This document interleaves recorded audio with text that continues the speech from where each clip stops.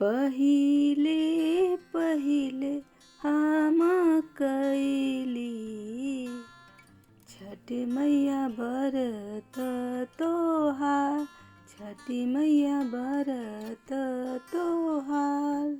नमस्ते दोस्तों, जय श्रीमान नारायण। कृष्णा भोग रसोई में आप लोग का स्वागत है। आज मैं लेके आई हूँ बिहार के महापर्व छठ पूजा की नहाय खाए की थाली, जो बहुत ही सात्विक है, बिना लहसुन प्याज लाल मिर्च टमाटर के बनती है। बहुत ही स्वादिष्ट, बहुत ही टेस्टी, जिसे बनाना बहुत ही आसान है और खाने में बहुत ही मज़ेदार लगती है। तो चलिए आज की मज़ेदार रेसिपी शुरू करते हैं।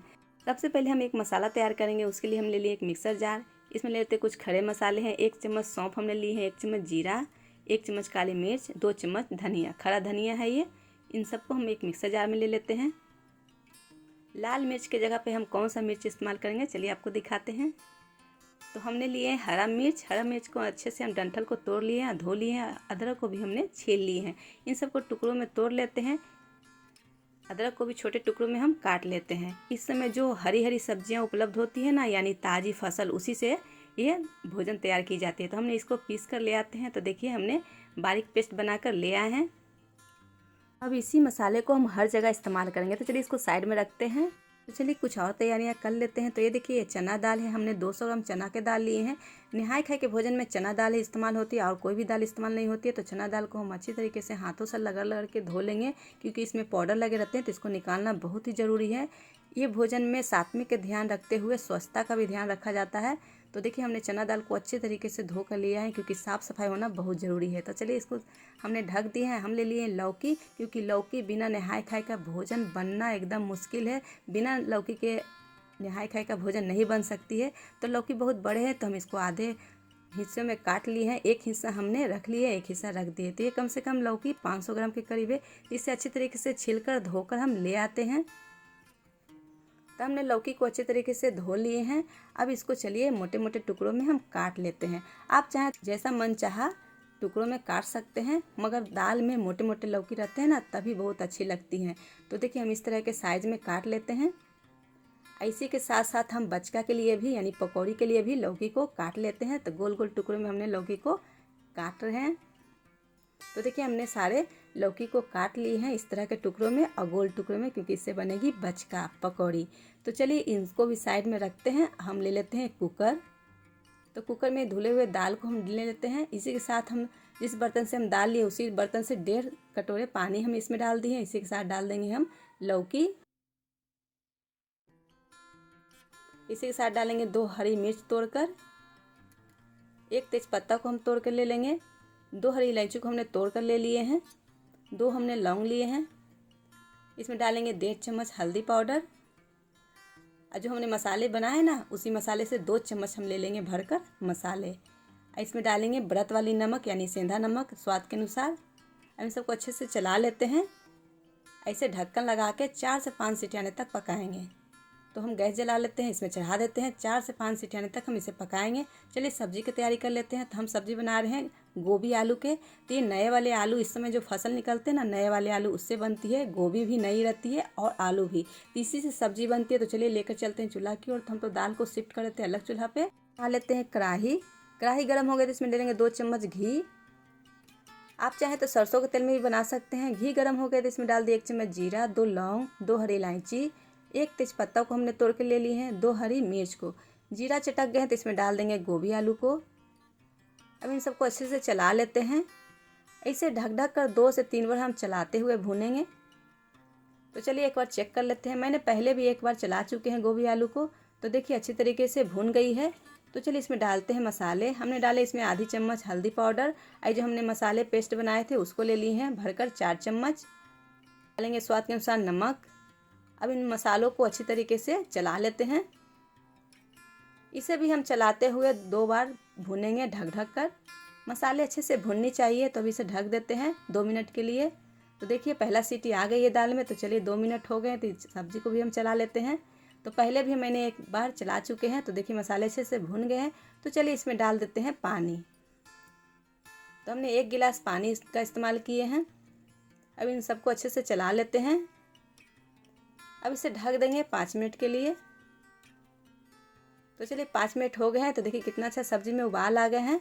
और सब्जी अच्छे से पक गए हैं। पानी थोड़ा है तो इसे सुखा लेंगे। इसमें डाल दिए ढेर सारा हरा धनिया। अब इसे इसी तरह से उघाड़े हुए पका लेंगे। तो ये देखिए पानी भी सूख गए हैं, सब्जी दम बनकर लाजवाब तैयार है। तो चलिए इसको हम अलग बर्तन में शिफ्ट कर लेते हैं। तो लीजिए सात्विक सब्जी बनकर तैयार है। इसके स्वाद के आगू शाही सब्जी भी फैले। एक बार ज़रूर इस तरह से बना कर देखिएगा। मैं सच कहती हूँ या झूठ है। तो देखिए सब्जी बनकर तैयार, इधर दाल भी बन गई है। तो चलिए इसको उतार देते हैं चूल्हे से और चढ़ा देते हैं एक भगोना में पानी भात के लिए। तो हमने चावल को भी धुल के इसमें डाल देते हैं और अच्छी तरीके से चला देते हैं। जब तक ये चावल बनती है तब तक चलिए कुछ और भी तैयारियां कर लेते हैं। तो हम बनाएंगे हरी हरी लाजवाब चटनी। तो हमने हरे हरे दम ताज़ी धनिया ले लिए हैं। इसमें डालेंगे 2 हरी मिर्च को तोड़कर और जो मसाले हमने पीस कर तैयार करके रखे उसको ले लेंगे 1 चम्मच। इसमें डालेंगे स्वाद के अनुसार सेंधा नमक। इसमें डालेंगे थोड़ी सी पानी। इसी के साथ स्वादिष्ट चटनी बनकर तैयार हो जाएगी। तो हम पीस कर ले आते हैं। तो देखिए हमने पीस कर ले आए हैं। तो देखिए लाजवाब चटनी एकदम बनकर तैयार है। तो इसमें डालते थोड़ी खट्टे के लिए नींबू का रस। तो नींबू का रस डाल के थोड़ा सा हम इसे अच्छी तरीके से चला लेते हैं। अब देखिए कलर एकदम चेंज हो गया ना। अब चलिए इसे एक अलग बाउल में निकाल लेते हैं। तो लीजिए लाजवाब सात्विक चटनी भी तैयार है। बिना लहसुन प्याज के एक बार चटनी इस तरह से बना कर देखिएगा, आपको सब चटनी का आगू ये चटनी लाजवाब लगेगी। तो चलिए इसको साइड में रखते हैं। तो चलिए दाल को भी चेक कर लेते हैं। तो देखिए ऊपर अभी लग रही है दाल पकी नहीं है, लौकी पकी नहीं है, एकदम पक चुकी है। अब इसको अच्छी तरीके से करछी से हिलाते हुए इसे घोंट लेते हैं। तो देखिए एकदम अच्छी तरीके से घुट गई ना, दाल भी एकदम अच्छे से पक गई। तो बहुत गाढ़ी है तो इसमें डाल देते हैं उबला हुआ पानी। अब इसे अच्छे से चला लेते हैं। अब इसे चलिए अलग बर्तन में शिफ्ट कर लेते हैं। अब चलिए इसको हम तड़का लगाते हैं। तो हम चढ़ा लिए एक पैन, उसमें ले लिए 2 चम्मच घी, 1 चम्मच जीरा, थोड़ी सी वो पिसा हुआ मसाला।